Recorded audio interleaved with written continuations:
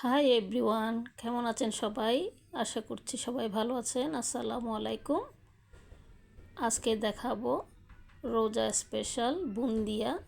1 cup বেসন দিয়ে কিভাবে আমরা অনেকগুলো বুন্দিয়া বানিয়ে রেখে সংরক্ষণ করতে পারি, আজকে সেই ভিডিওটি শেয়ার করলাম। এখানে দেখুন কত রসালো এবং জুসি একটি বুন্দিয়া তৈরি হয়েছে। প্রত্যেকটা বুন্দিয়াকে মনে হচ্ছে মুক্তোর মালার মতো। দেখুন, এরকম সুন্দর একটি বুন্দিয়া বা পারফেক্টভাবে বুন্দিয়া বানানোর জন্য আমাদের লাগবে বুটের ডাল। এখানে আমি বুটের ডালের বেসন নিয়ে নিয়েছি 1 কাপ এবং পানি নিয়ে নিব 1 কাপের মতোই। তবে এটি আমরা আস্তে আস্তে অ্যাপ্লাই করব, কারণ সব পানি একসাথে দিতে যাবেন না, এতে ব্যাটারের ঘনত্ব নষ্ট হয়ে যাওয়ার সম্ভাবনা থাকে। এখানে ডালের উপর নির্ভর করে পানির পরিমাণটা দিবেন আপনারা। আমি 1 কাপ বেসনের মধ্যে আমার পানি লেগেছে প্রায় 1 কাপ। দেখতে পাচ্ছেন আমি আস্তে আস্তে পানি দিয়ে ব্যাটারটা ঘন করে নিচ্ছি। উপর থেকে ফেললে যে ড্রপটা পড়বে এটি সহজে মিলিয়ে যাবে না, খুব আস্তে আস্তে মিলবে। তখনই বুঝবেন আপনার বেসনটি ফেটানো রেডি। এই তো আমি 8-9 মিনিটের মতো ভালো করে ফেটিয়ে নিয়েছি। এখন এই বেসনের থেকে 1 চামচের মতো বেসন আলাদা করে তাতে আমি একটু রেড ফুড কালার মিশিয়ে দিয়েছি। আপনাদের পছন্দ মতো কালার মিশিয়ে নিতে পারেন। এখন চলে যাব বুন্দিয়াগুলো ভাজার জন্য। এখানে আমি প্যানে তেল গরম করতে দিয়েছি। 1 ড্রপ বুন্দিয়ার ব্যাটার ফেলার পর দেখলাম আমার ব্যাটারটা তেলের নিচে ডুবে আছে, তার মানে তেলটা ঠিকমতো গরম হয়নি। এরপরের ড্রপটা দেখুন দেওয়ার সাথে সাথে উপরে ভেসে উঠেছে, তার মানে বুন্দিয়া রেডি করার জন্য আমার তেলটা রেডি। এখন এমন একটি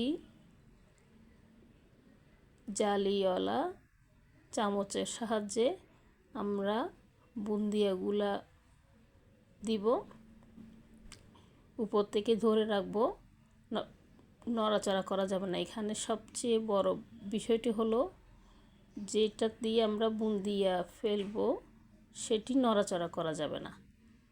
আর প্রতিবার ব্যাটার দেওয়ার পর এই জালিওয়ালা চামচটা ধুয়ে নিতে হবে, মুছে নিতে হবে। আমি আরেকবার দিয়ে দিলাম।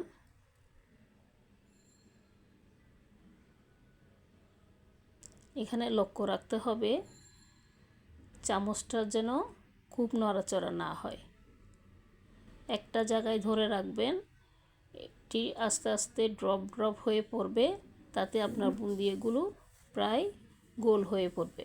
যদি আপনি এই জালিওয়ালা চামচটা নাড়াতে থাকেন তাহলে আপনার বুন্দিয়াগুলো একটু লম্বা আকৃতির হয়ে যাওয়ার সম্ভাবনা রয়েছে।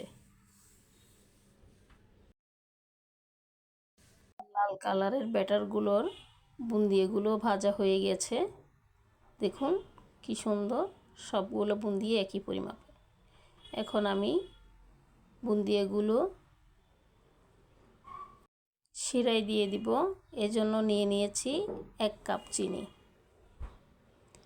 এখানে আমি পানি ব্যবহার করেছি 1/2 কাপের থেকে সামান্য কিছু বেশি, তবে 1/3 কাপের থেকে একটু কম। এখন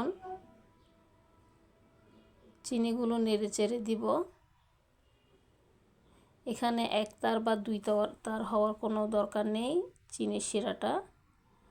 আপনারা যখন দেখবেন চিনি পানির সাথে ভালোভাবে মিশে গেছে এবং বলক উঠছে, প্রথম 1 বলক উঠলেই মনে করবেন আমাদের শিরাগুলো রেডি হয়ে গেছে বুন্দিয়া দেওয়ার জন্য।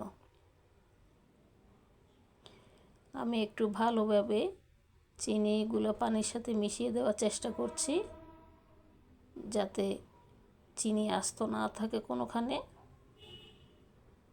এ পর্যায়ে চাইলে আপনারা সামান্য ভিনেগার বা একটু লেবুর রস চাইলেও দিতে পারেন, আমি এটি স্কিপ করেছি।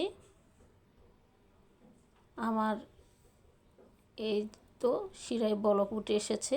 এখন আমি দিয়ে দিব ভেজে রাখা বুন্দিয়াগুলো। খুব ভালো করে নেড়ে চেড়ে দিলাম। এই অবস্থায় আমি চুলাটা অফ করে দিব। এখন আমার চুলাটা বন্ধ রয়েছে। এখানে বেশ কয়েকবার নেড়ে চেড়ে দিয়ে এখন আমরা প্যানের ঢাকনা দিয়ে দিব। এভাবে রেস্টে রাখবো প্রায় 1 ঘন্টার মতো। এর মাঝখানে আমি বেশ কয়েকবার নেড়ে চেড়ে দিয়েছি, যাতে প্রত্যেকটা বুন্দিয়ার মধ্যে শিরাগুলো ভালোভাবে ঢুকে শিরার পানিটা সোক করে নেয় এবং বুন্দিয়াগুলো ঝরঝরে হয়ে আসে। এই তো 1 ঘন্টা পর দেখুন আমার বুন্দিয়াগুলো প্রায় রসে টইটম্বুর হয়ে গেছে। দেখতে মনে হচ্ছে এক একটা মুক্তোর দানা। দেখুন কতটা রসালো হয়েছে, দেখতেই পাচ্ছেন। আর খেতে তো হয়েছে মাশাআল্লাহ। এই পর্যায়ে আমার চ্যানেলটি ভালো লাগলে সাবস্ক্রাইব করে দিবেন। ধন্যবাদ।